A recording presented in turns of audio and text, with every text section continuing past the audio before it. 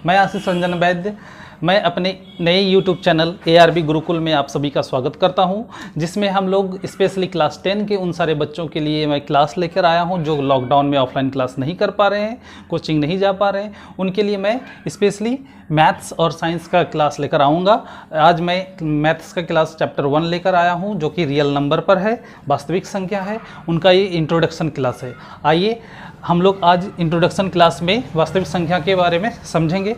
और नए नए वीडियो को देखने के लिए, हमारा जो नया वीडियो आएगा उसके लिए आप लोगों को इस चैनल को सब्सक्राइब करना है और बेल आइकन को दबा लेना, जिससे कि नए वीडियो आने पर उनका नोटिफिकेशन आपको प्राप्त हो जाए और आप आसानी से वीडियो हमारी देख सकते हैं। ठीक है, चलिए तो हम लोग आज स्टार्ट करते हैं वास्तविक संख्या रियल नंबर के बारे में।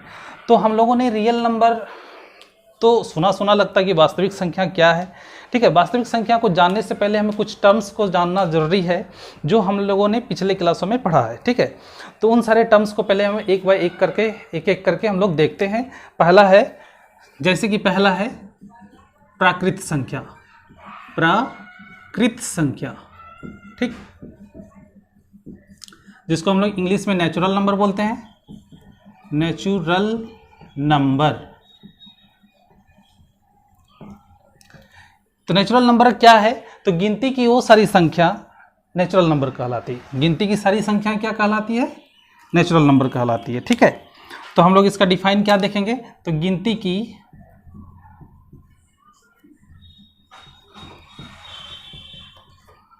सारी संख्याएं प्राकृत संख्या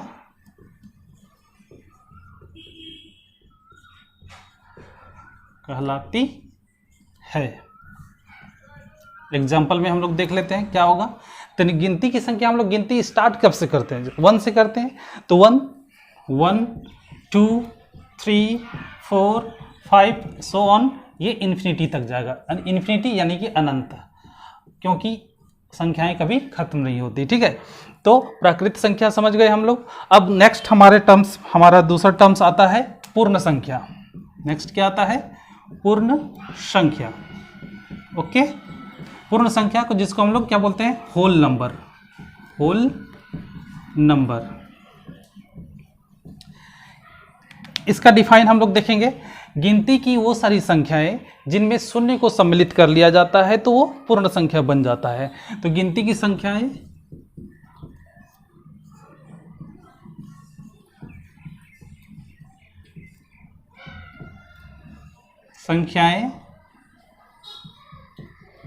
जो शून्य से प्रारंभ होती है।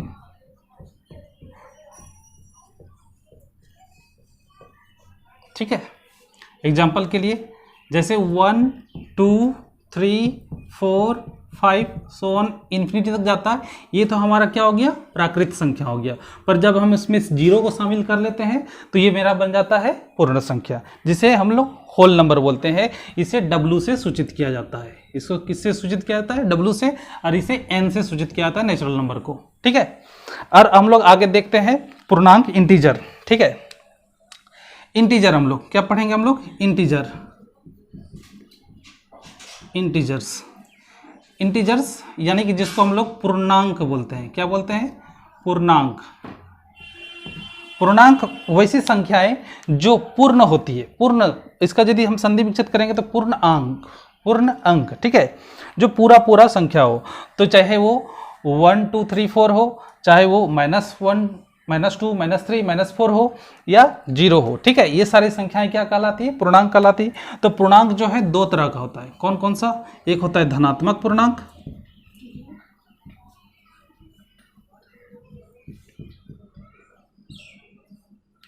दूसरा होता है ऋणात्मक पूर्णांक।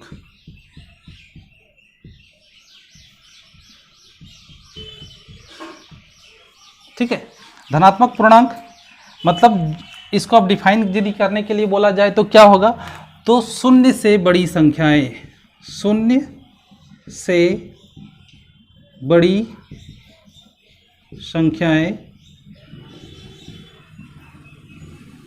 धनात्मक पूर्णांक कहलाती है। एग्जाम्पल के लिए जैसे 1 हो गया, 2 हो गया, 3 हो गया, 4 हो गया, ये सब सारा जो नंबर है वो 0 से बड़े हैं, तो ये धनात्मक पूर्णांक कहलाता है। ऋणात्मक पूर्णांक क्या कहलाएगा? ऋणात्मक पूर्णांक 0 से छोटी सभी संख्याएं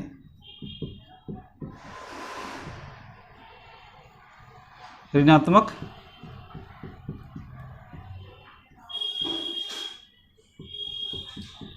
पूर्णांक कहलाता है।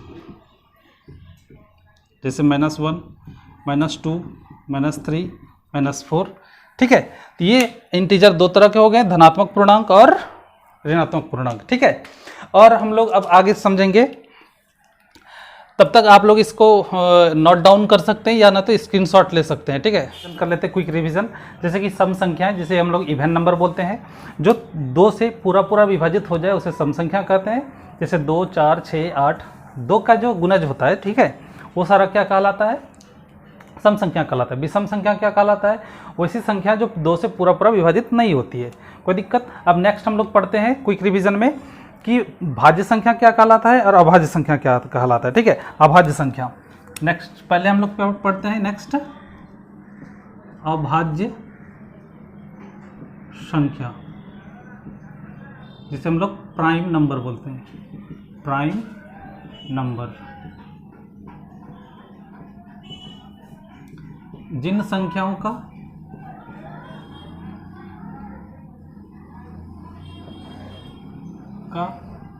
केवल 2 फैक्टर्स होते हैं, ठीक है। एग्जाम्पल के लिए जैसे 2 का फैक्टर कौन सा होगा? एक 1 और एक 2, ठीक है। 3 का फैक्टर्स कौन सा होगा? 1 और 3। 4 का फैक्टर क्या होगा?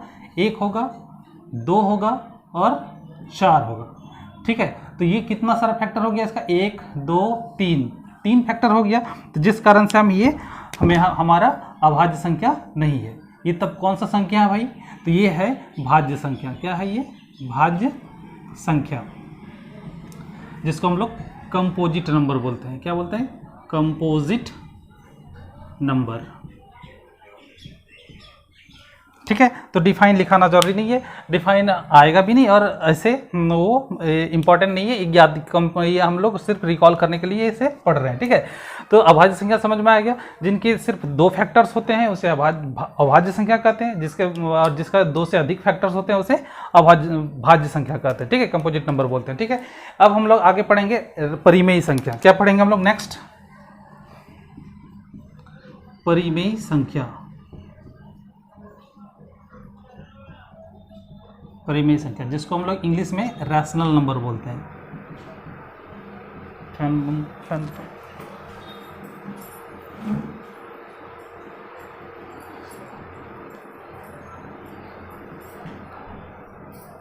रैशनल नंबर,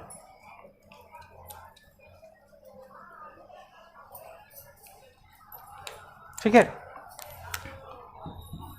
वैसी संख्याएं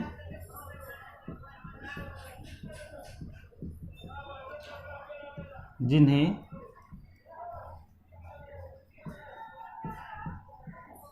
हम P/Q के रूप में व्यक्त कर सकते हैं,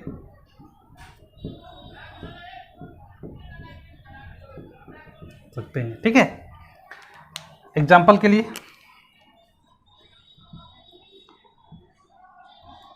4/1, 2/3, 4/5 कुछ भी हो, पर इसमें एक शर्त है। सिर्फ रैशनल नंबर में, परिमेय संख्या में एक ही शर्त है कि Q जो होना चाहिए नॉट इक्वल टू 0, मतलब Q 0 नहीं होना चाहिए। Q हमेशा मतलब डिनोमिनेटर जो है वो 0 नहीं होना चाहिए। न्यूमरेटर 0 हो सकता है बट डिनोमिनेटर 0 नहीं हो सकता। यदि नीचे डिनोमिनेटर 0 हो जाता है वो परिमेय संख्या नहीं कहलाएगा, ठीक है। नेक्स्ट हम लोग पढ़ेंगे अपरिमेय संख्या। अपरिमेय संख्या जिसको हम लोग इंग्लिश में बोलते हैं इरेशनल नंबर।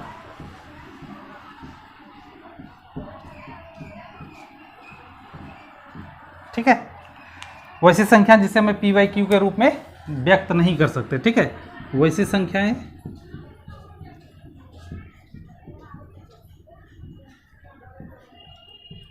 जिन्हें हम पी बाई क्यू के रूप में नहीं लिख सकते। ठीक है, एग्जाम्पल के लिए ये पाई, सबसे पहला पाई। पाई जो है एक अपरिमेय संख्या है। इसमें पाई का वैल्यू 22/7, 22/7 एक परिमेय संख्या है, बट उसी का जो एग्जैक्ट मान के रूप में जो मानते हैं हम उसको कि पाई का वैल्यू, पाई जो होता है वो क्या कहलाएगा, अपरिमेय संख्या। और उसके बाद √2, √3, √5, √8 नहीं होगा, सॉरी √4 नहीं होगा। √4 क्यों नहीं होगा, तो √4 का वैल्यू 2 आ जाता है। ठीक है, तो ये एक परिमेय संख्या हो जाएगा, बट इसे हम अपरिमेय संख्या नहीं बोलेंगे। ठीक है, इसी तरह जिसका एग्जैक्ट मतलब क्या है, स्क्वायर रूट नहीं निकलता हो। ठीक है, समझ में आ गया, अपरिमेय संख्या समझ में आ गया हम लोग को। अब हम लोग पढ़ेंगे वास्तविक संख्या। ठीक है, तो इसको एक बार स्क्रीनशॉट ले लें। ठीक,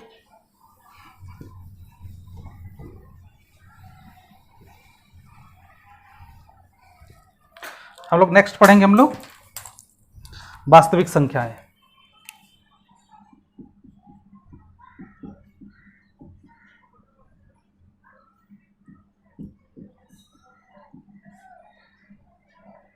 ठीक है, वास्तविक संख्याएं क्या कहलाएगी, वैसी संख्याएं, मतलब इसमें जब वास्तविक संख्या होती है इसमें परिमेय संख्या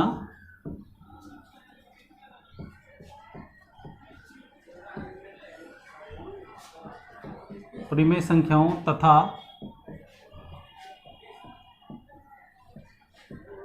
अपरिमेय संख्याओं के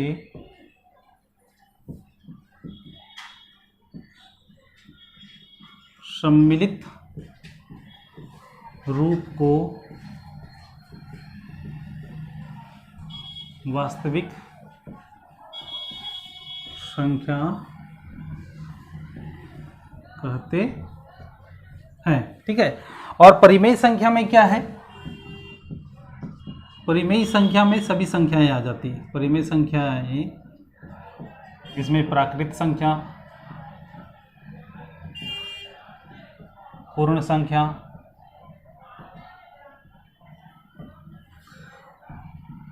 सम संख्या, विषम संख्या। ठीक है, अभाज्य संख्या,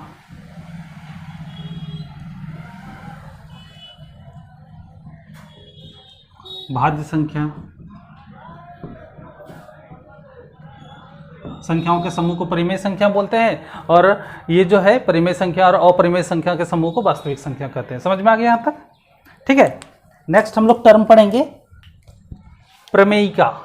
ठीक है, हम लोग क्या पढ़ेंगे, हम लोग नेक्स्ट प्रमेयिका, जो हमारे चैप्टर में इसका उल्लेख किया गया है, प्रमेयिका, जिसको हम लोग इंग्लिश में लेम्मा कहते हैं। क्या कहते हैं, लेम्मा। लेम्मा एक विशेष प्रकार का कथन है। ठीक है, जो सिद्ध किया गया है। ठीक है, वैसी सिद्ध की गई,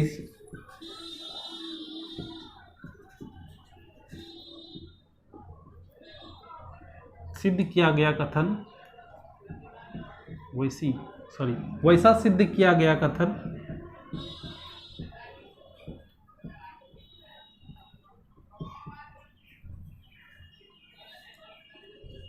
जिसकी सहायता से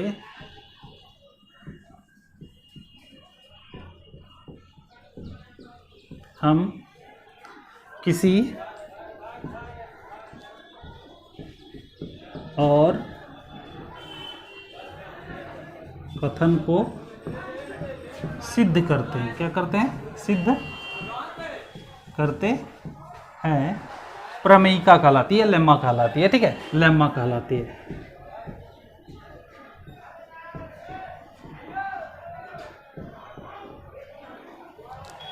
ठीक है,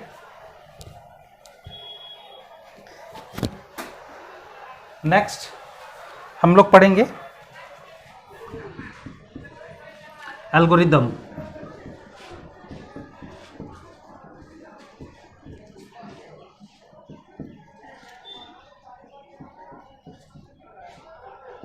ठीक है, एल्गोरिदम पढ़ेंगे। एल्गोरिदम किसी भी समस्या को हल करने का एक विशेष प्रक्रिया है। एल्गोरिदम क्या है? किसी भी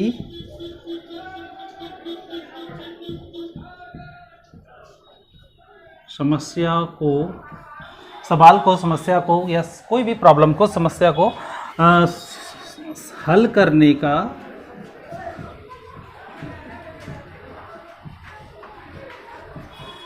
विशेष प्रक्रिया एल्गोरिदम कहलाती है।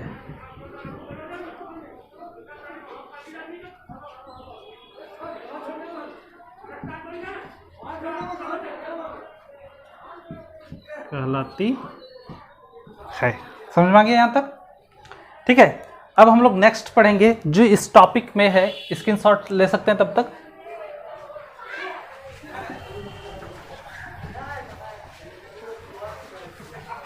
इस चैप्टर में हम लोग का जो मुख्यतः पहला चैप्टर में जो दिया गया है वो दिया है यूक्लिड। यूक्लिड विभाजन प्रमेयिका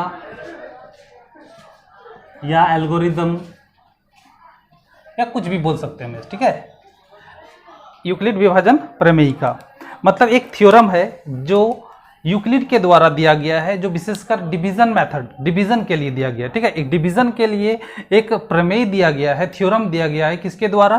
तो ग्रीक के एक गणितज्ञ थे यूक्लिड नाम का।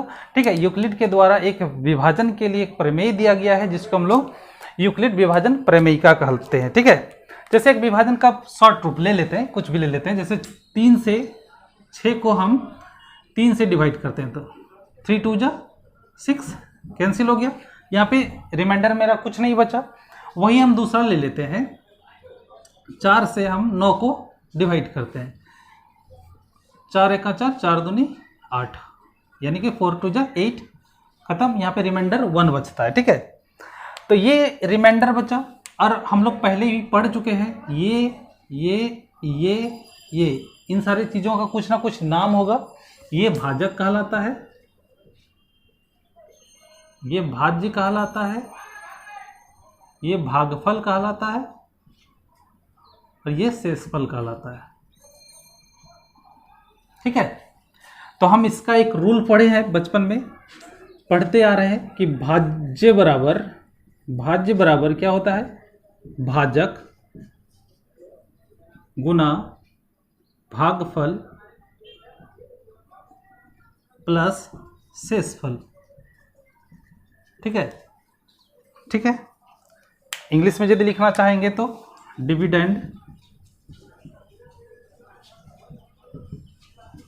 Divisor into quotient plus remainder. ठीक है, ये रूल्स हम लोग बचपन में पढ़े हैं। इसी को मॉडिफाइड करके यूक्लिड विभाजन प्रमेयिका द्वारा दिया गया है। मान लेते हैं ये भाग को, एक डिवीजन को हम इस तरह से लेते हैं। मान लेते हैं ए क्या है? वो बड़ा है किससे? बी से।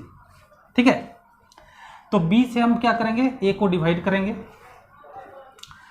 तो कुछ ना कुछ टाइम तक इसको बी को पढ़ना होगा, जो इसमें कट जाएगा, या नहीं तो इसका रिमाइंडर कुछ बचेगा ना।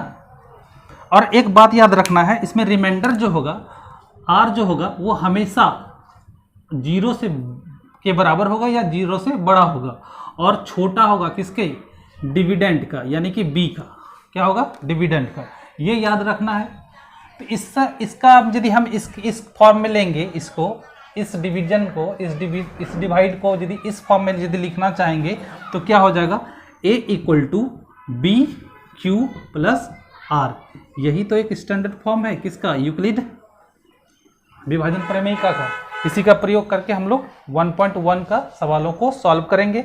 ठीक है, तो अगले वीडियो में हम लोग देखेंगे कि किस तरह से हम लोग इसको सॉल्व करते हैं। ठीक है, तब तक के लिए धन्यवाद, और हमारे इस न्यूज़ चैनल को सब्सक्राइब करें, लाइक करें और बेल आइकन को दबा दें, जिससे कि हमारे आने वाले नए वीडियो आपके पास उसका नोटिफिकेशन पहुंच पाए। Thank you.